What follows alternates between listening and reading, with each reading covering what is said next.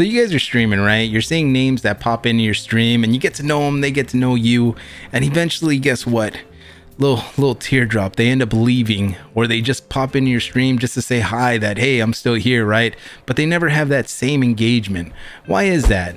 Well, it's because the honeymoon phase is over. I mean, once somebody gets to know you, that's pretty much it. I mean, you are what you are. If all you do is play Warzone and you're saying the same line, dude, oh, let's get it, oh, this, that, it's like you've seen the movie 100 times after a while. So you got to switch up what you're talking about on your streams. Plan out, discussions that you want to talk about. That's going to make things so much easier. So instead of reacting to gameplay 100% of the time, why don't you think about a topic that you genuinely stick to? Don't just add a question onto your title, but genuinely talk about it.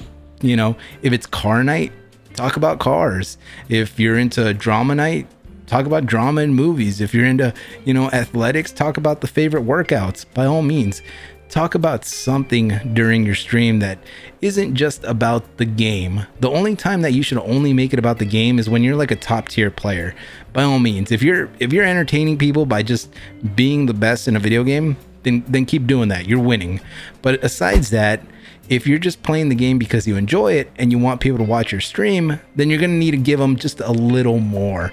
Now, again, that doesn't mean that you're not enough. It just means that you're thinking about your audience first. Now, I just wanted to make this video real quick for somebody out there that might be losing viewers and just doesn't understand why. So I figured I'd make this video on perspective real quick, just to throw it out there. So if you enjoyed the video, comment, like, and subscribe to the channel, and I'll see you guys on the next one.